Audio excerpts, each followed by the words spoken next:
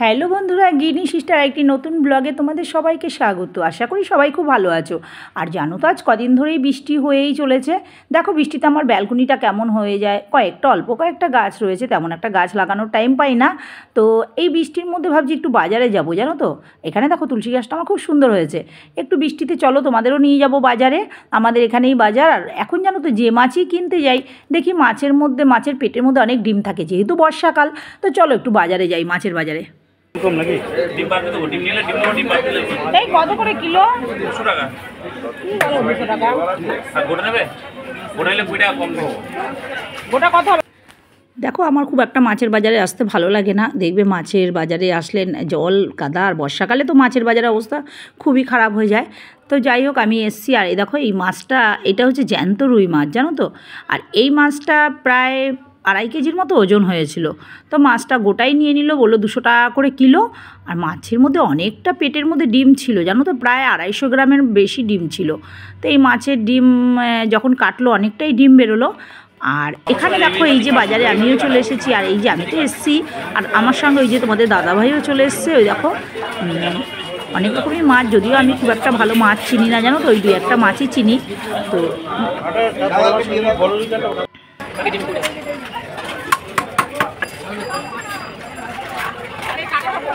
কোনটা?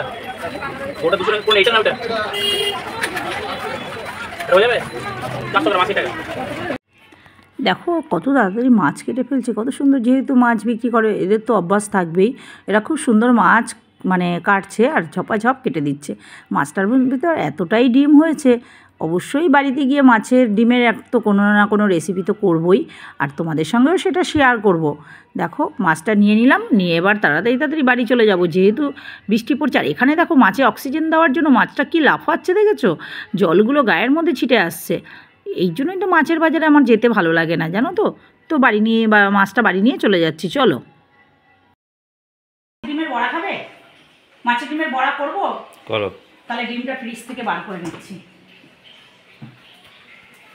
এই দেখো এখানে 250 গ্রামের মতো ডিম আছে। তাহলে এই ডিমের বড়াটাই করবো আজকে। তো এই রেসিপিটা তোমাদের সঙ্গে শেয়ার করবো। দেখো তাহলে এই মাছের ডিমের বড়া খাবে গরম গরম দুপুরে? হ্যাঁ। তো যাই হোক দেবাবু বললেন যে মাছের ডিমের বড়া খাবে, তো বড়াটাই করবো এটা। তো তোমাদের সঙ্গে শেয়ার করবো।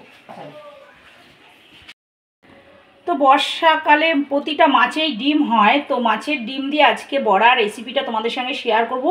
অবশ্যই তোমাদের ভালো লাগবে। আর আমি এর জন্য কী কী নিয়েছি, এই যে ডিম নিয়েছি, এখানে আছে 250 গ্রাম মাছের ডিম আছে।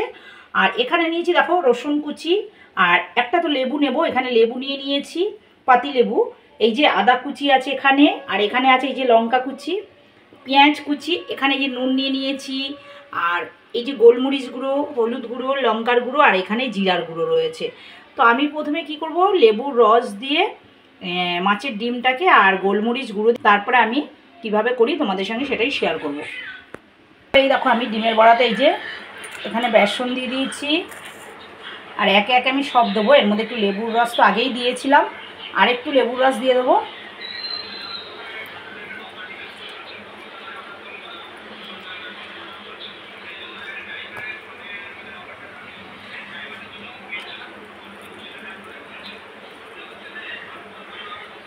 আর এই যে এর মধ্যে দিয়ে দিচ্ছি আদা কুচি, তোমাদের তো দেখালামই সব কিছু। এই যে রসুন কুচি,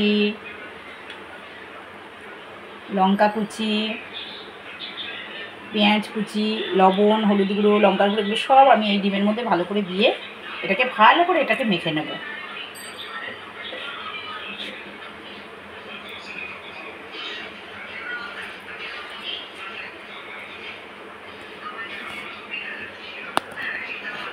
দিয়েছি, আর কড়াইয়ের ভিতরে দেখো আমি তেল দিয়ে দিয়েছি। এবার আমি বড়াটাকে ভাজবো। আর বড়াটাকে দেখলে তো সব কিছু দিয়ে, এই যে এখানে সব কিছু দিয়ে আমি এই যে মাছের ডিম টিম সব দেখলে দিয়ে ভালো করে এখানে মেখে রেখেছি। আর এটা মেখে আমি 10 মিনিটের মতো রেখে দিয়েছি। এবার আমি বড়াগুলোকে দেবো।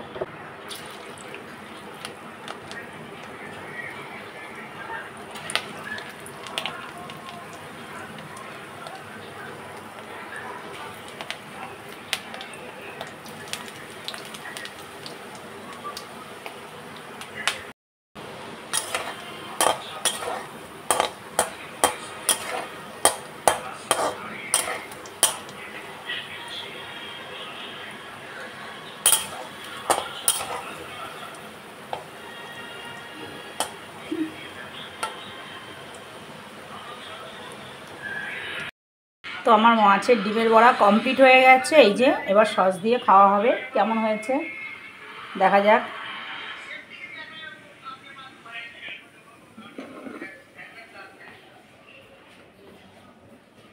এই কি গো, মাছের ডিমের বড়া খাবে? ওঠো। ওই যে দেবাবু বসে পড়েছে, দেখো তো, খেয়ে দেখো তো কেমন হয়েছে, একটু খেয়ে বলো। ভালো হয়েছে?